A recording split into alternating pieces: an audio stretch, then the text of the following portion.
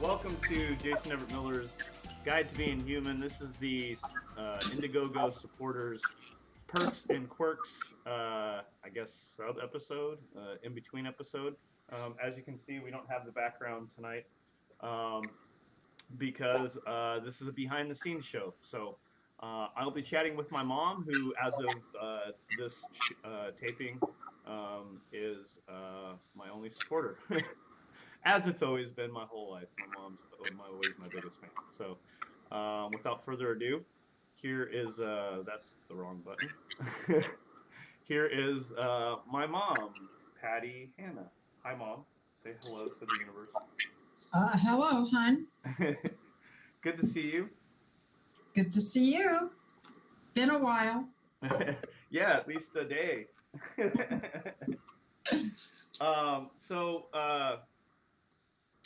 This show, I was hoping to deliver your perks for supporting my Indiegogo campaign about this show. It's very redundant. Hopefully not too egomaniacal, because obviously the lens is pretty firmly focused on me right now. But you get some perks, and a couple of those perks are Improv My Song, which is you just come up with anything, a scenario, a word, a story, whatever, and I'll make up a song about it. So you get two of those, and you can just think about that for a second.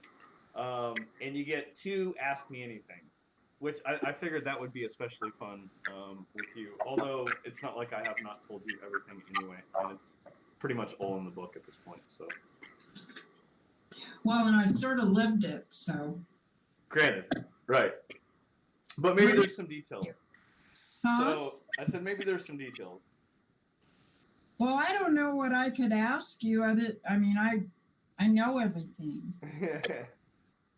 Yeah, I guess that one kind of backfired.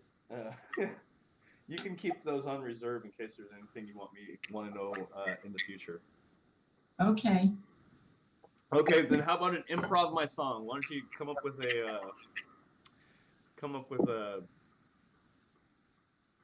situation or a word or...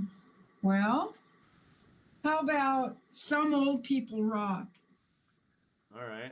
Some old people rock. So you may have noticed that some old people suck. That's true, but many old people rock as well. They may keep it hidden behind a gruff exterior or two, but they rock. Yes, they rock as well. I got stumped you on that one, huh? You did. They've been there, done that. They've been around the block from time to time. They've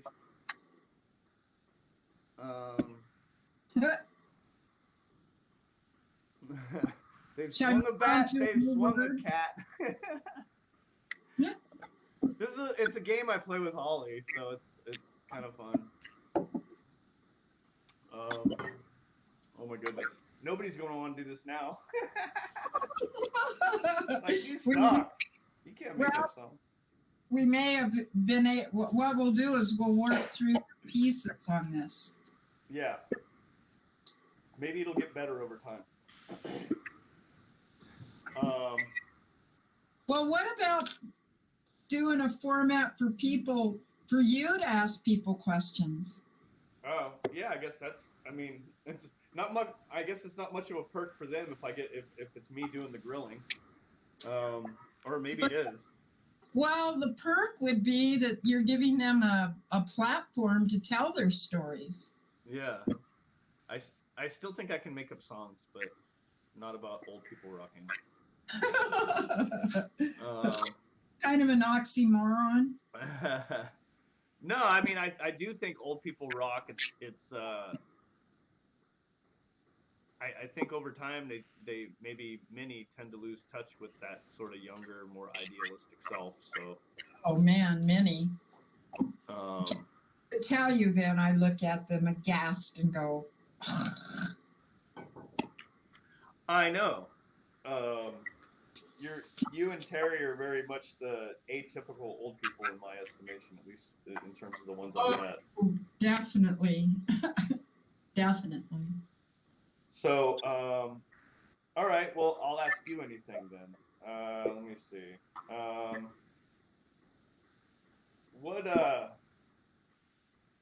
What what's something that you're working on right now in your life? Like, I know you're pushing 70 soon, 69 this year, right? I just turned 69 in December, so yeah. Oh, okay. So yeah, pushing 70 this year then. Yep. Like what's something that you've sort of learned recently that you're surprised it took you this long to figure out? Oh, geez. I don't know that I can name just one thing. Um, hmm. Well, I think that I've been getting a closer relationship with you and Sean and even Amy um, through my own connect the dots of my own life, you know. Um,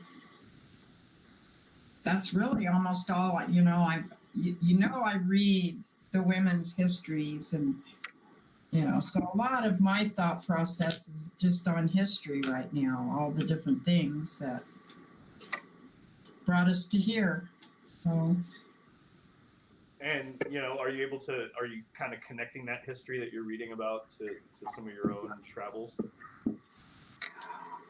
yes, as a matter of fact, there's the one book I'm reading now. She was a Holocaust survivor from Austria. I think I told you a little bit about her. It's her autobiography, and it's just um, simply truly amazing to her story for so long ago. So many elements of what she thought, how she thought resonates with me.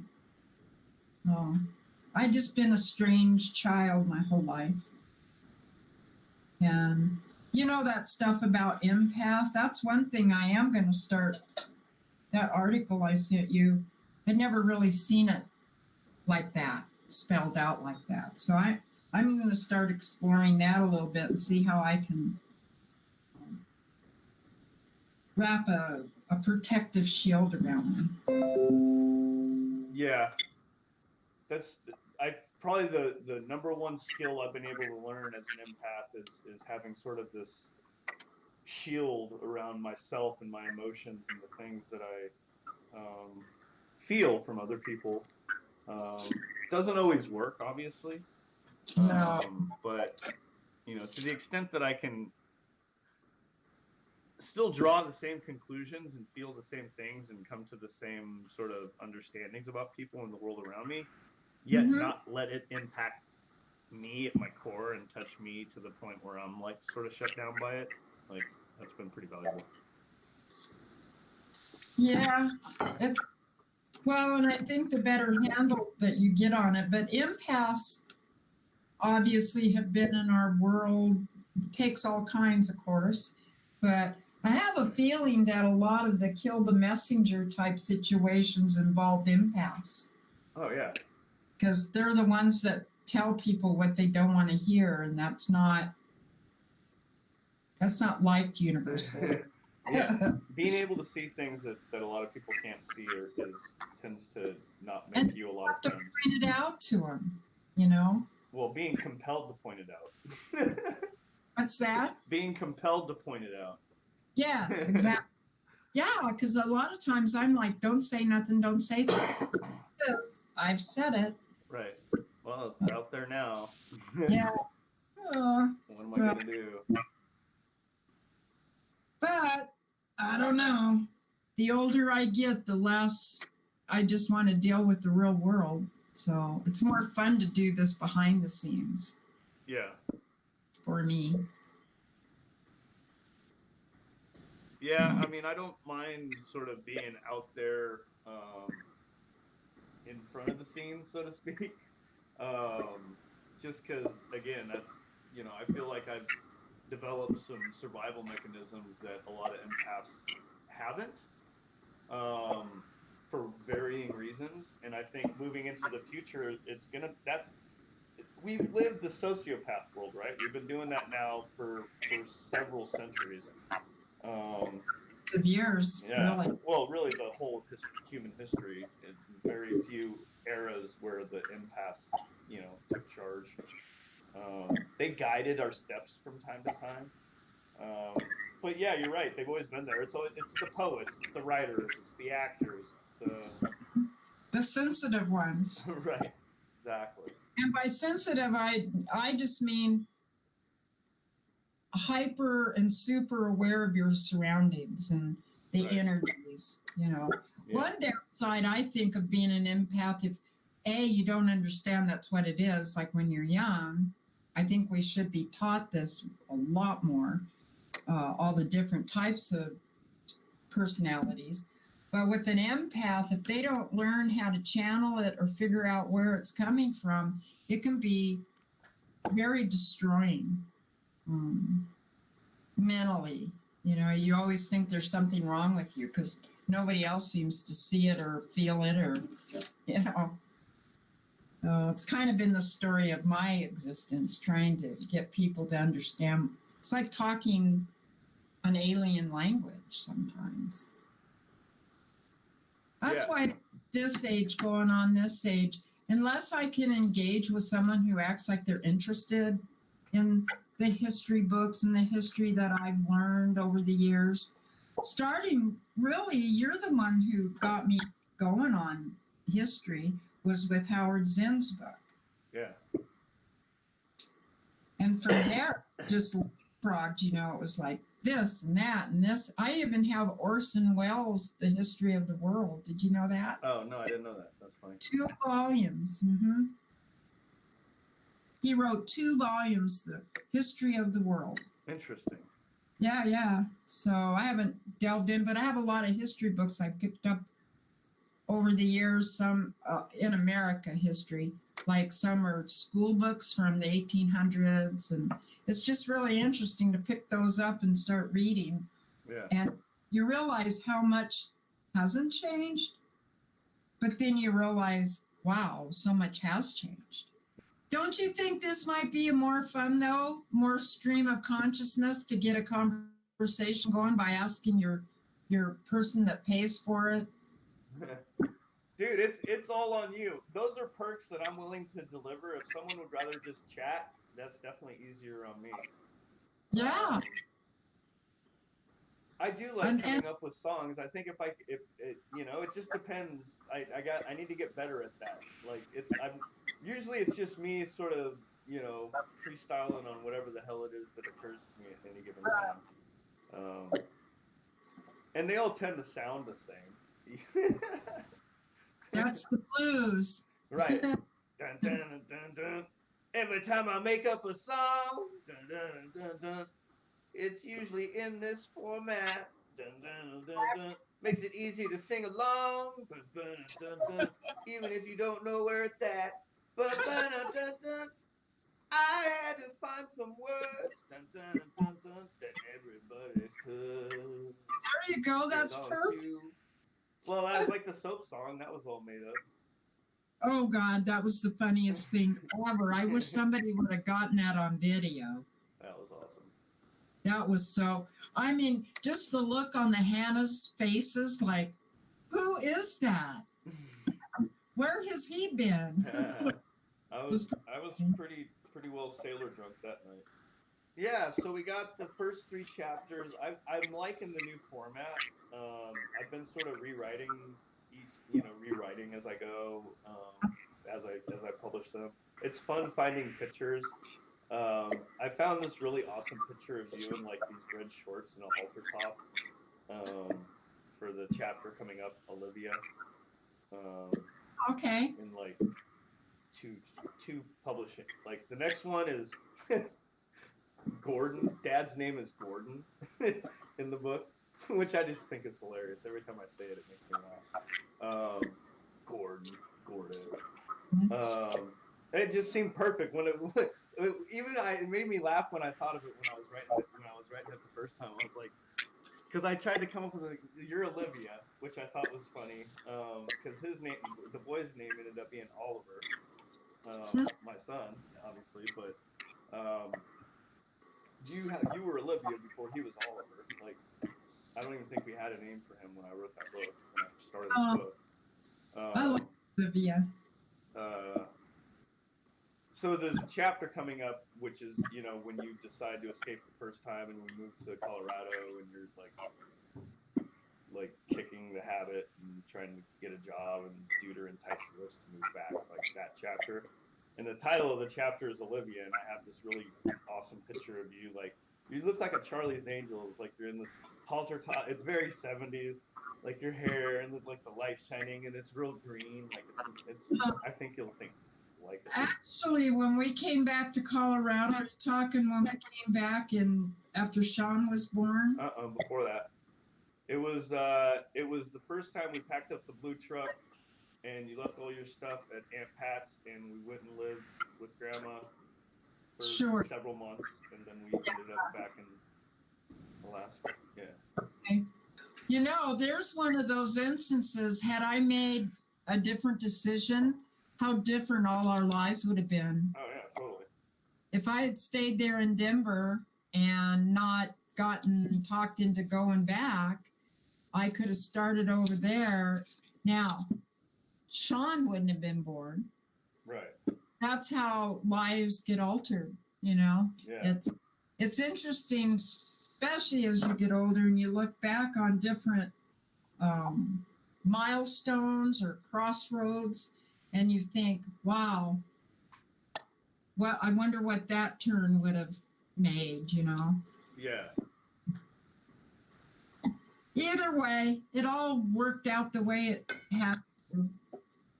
Yeah, and that's always sort of, I mean, up to and including the crap going on in my life right now.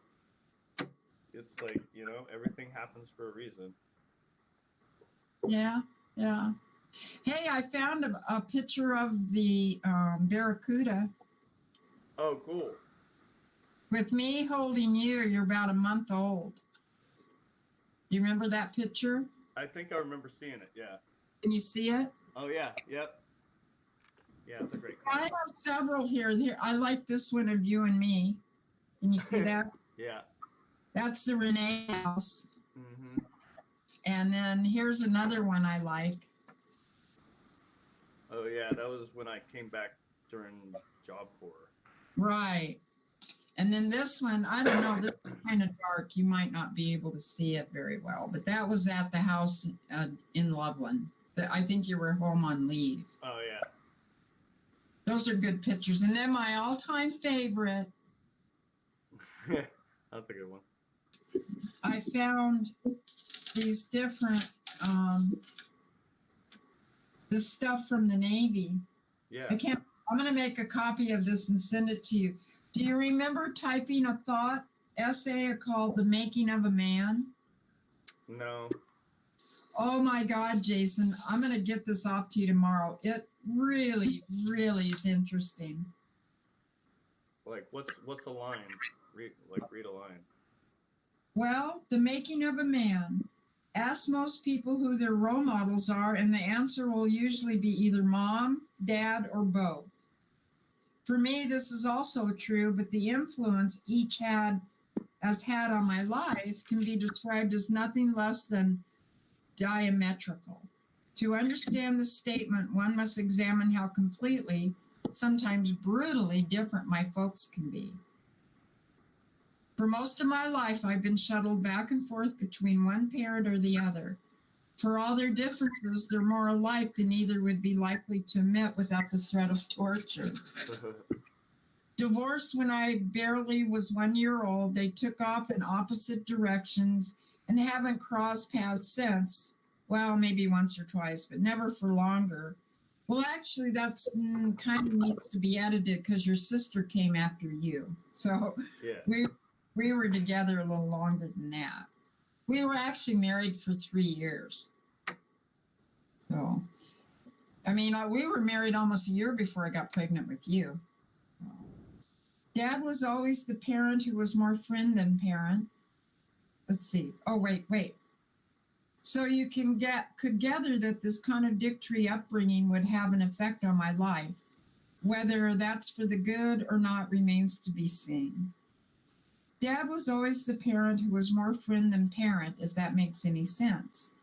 He would come get me and my sister for weekends, and we could always count on not having to brush our teeth 10 times a day. He was just fun to be around. It was easy to forget he was our father just because he never acted like one. Now, whether this was good for us, I don't believe so.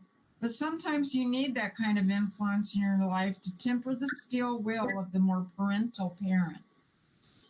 As for Mom, well, I don't have enough time to explain what made Mom the way she was, or why she doted on my sister and little brother. But just imagine every horror story you've ever heard about the dysfunctional marriage and put Mom in the role of the helpless innocent from the mountains of Colorado. She had this uncanny knack for marrying psychos and dragging myself and my sister along for the ride. But I think what made the biggest impact on my childhood was the fact that no matter what life threw at her, she took it in the jaw and kept on going. That strength of character is what I grew up with. Unfortunately, it wasn't focused on me as much as I needed. But to give Mom credit, I wasn't an easy handful to manage. Now the roles of each parent have evened out a bit. Of course, I still take guidance when offered, but I'm all grown up, and strange as it sounds, the advice they give me is pretty much the same down the line. Mom is mellowed and Dad has grown up, so now I consider each a friend, and they don't flaunt their difference as a badge of honor anymore. The relationship I share with my mom and dad is essentially different, and I respect each for their own little twist on what it takes to be a man. And then the next one is, which is the mask? Just about any person you come across in day-to-day life is wearing a mask. Think back to high school, if the memory's not too painful, and try to put each person you remember in their assigned genotype. You have the muscle-bound, illiterate jocks, the hyperactive, socially acceptable cheerleaders, the hopelessly lost potheads, and everything in between. Can you see the pattern developing? Genotype may be a strong word, but it almost seems as if these people were preordained by their DNA to follow the role they play in society. But this analogy isn't always true. I know of this young kid, not a bad-looking lad, active, intelligent, full of life, but fate had just thrown him a few too many strikes early on to have a fair shot at living up to his potential. A veritable slew of psychopathic stepfathers, boyfriends, and other assorted trash his mother brought home Ow. Sorry. had turned him into a reclusive introvert by the age of 10. Pulling his head into his shell like an overly cautious turtle, he turned his back on living and took what came as stoically as the old Civil War soldiers who stood across 50 feet of frozen ground, firing steadily until someone fell. And fall he did many times, but as a testament to the man he would someday be, he got up, brushed the assorted detritus from his out-of-date clothes, and kept on keeping on. He had some strange ideas about things, to be sure. Things like friendship, peer relations, and love were as far beyond his grasp as the moon, yet still he reached. In fact, his head was so often turned to the stars that he failed to see where he was going, causing those occasional stumbles mentioned before. Now stop for a moment and examine a person so utterly opposite from the kid we've been describing. He seems as if an angel is perched upon his shoulder at times, whispering advice into an overactive mind bursting at the seams. He's the classic extrovert, overbearing at times, but never enough to be obnoxious. Always has an answer, whether or not it's right, and isn't shy about offering it up for appraisal. He usually jumps those minor little hurdles that tripped up our bungling friend from before, and if by chance he does catch one in the shins, he almost never falls. He dresses nice. Most of the time he says the right thing at the right time, and he's everybody's friend. He would never imagine he's the butt of someone's private little joke, like our timid mouse-like comrade had been so many times while growing up. He's overcome many obstacles in his life and came up on top, sort of, because we never stop growing.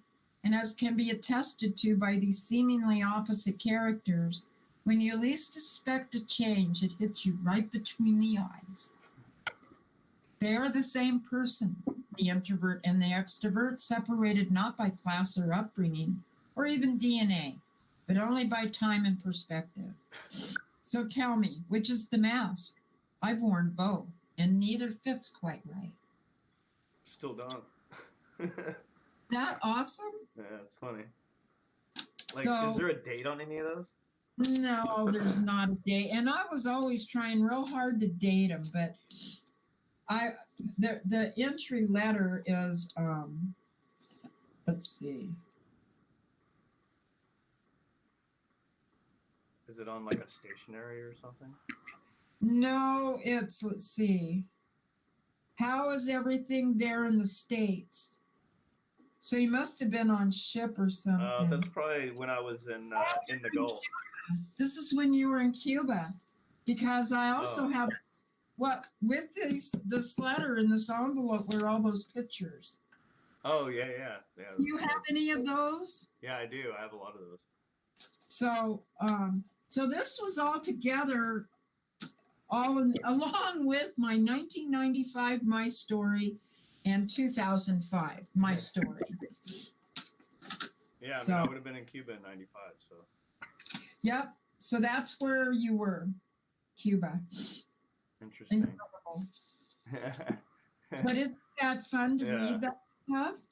And what's funny is even since then, so I would have been 25 then, and I mean, to read Midnight Sun now, even then I was too focused on you as somehow, more responsible, I think, than you actually were. Like a veritable slew. I mean, what the fuck? Like, no, it wasn't a veritable fucking slew. It was a couple, 2 or 3. I know. Yeah. Jason, this is the thing that I've learned about my own memories coming forth. The first thing you're going to remember is the feeling. Right. And you were a little kid. Yeah. You were just a little baby. And I can imagine, I mean, now all of those men were monsters and their own way. And I exposed you to that. You had every right to feel that way. I'd say there were a couple monsters, but mostly it was sort of like a generalized, and this is true of everybody, right? This is sort of endemic, I think, to human culture today, and since I've been alive, is a general disinterest in another person, and a lack of understanding of, hey, I'm marrying this woman, or I'm getting with this woman on a permanent basis and taking her kids into my presence. I need to treat them as though they were my own children. I need to love them as if they were my own children. They need to feel that energy and that acceptance from me. You know what I mean? Like, and so the funny thing is like, even if you're not a monster, you kind of end up being a monster by not having that attitude. Like, even if it's not on purpose. Yeah. Exactly. Mm-hmm. Well, and looking hindsight, of course, because of coming as far as I have in my own memories and all of that, I look at all this and I'm just astounded that it wasn't worse. Really, that for instance, and I say this all the time when I talk about it, if I had not gotten pregnant with you and Amy when I did, I very well could have turned into the monster. Right. You know that movie? Yeah. Yeah. Because I was on my way. I had such rage and all those things, but it was PTSD rage. I had no memories. It was just all anger. And unfortunately, when you're in that state of mind, all you do is attract the psychos. I mean, honestly, until right before I met up with Terry, I had already stopped dating. I was never going to date. It was like bullshit to me. It was like I had this neon sign on my forehead that blinked, psychos apply here, open for business. And I could never figure out why. Because to me, I was a very strong minded, didn't take any shit, exactly where I were coming from the get go. And it was like, did you think I was going to change? I could never figure that out. But now I do. I understand that. That's just the way that kind of behavior operates. Yeah. And then it's like a hamster wheel. It's patterns, So it's all been very interesting. I love going and finding these things. I want to get them all consolidated because the things that the things, the stories, everything that you wrote when you were in the Navy in those early years, Jason, were so hard for me to read, but I had to. Yeah. If I had had a mother like me, when I started remembering things and she had acknowledged me and pushed me away and say, you've got false memories or anything, I knew I didn't have any false memories whatsoever. I knew exactly what I was responsible for and had a part in, and it was on me. It was never on my children. You were children. That's bullshit to do that. So, yeah, they were hard to read, and I wept. I wept for the beautiful little kids I had, and I hadn't been better and stronger. But yeah, now I look at you and the way you are with Holly and Amy with her children. Leaps ahead of where I was. And I couldn't be prouder. And your kids are going to turn out really, really, really well and sensitive and honest. And I don't know. Well, I love you, and I love you too. We'll talk to you soon. Okay, honey. All right, Mama. Bye-bye. Bye. All right, so that is the Jason Everett Miller's Guide to Being Human. Indiegogo supporters, perks and quirks. In this case, that was my mother. She's my first supporter, my only supporter at this point. So if you want to get on, not next week, but 2 weeks from Sunday, it would be the 17th. Um, uh, Hit me up on my Indiegogo campaign, and we'll have a conversation. In the meantime, we'll be publishing 3 new chapters, chapter 4, 5, and 6 next week, and having another scripted show with my list of 21 items. So thanks for watching, and have a great night. Bye-bye.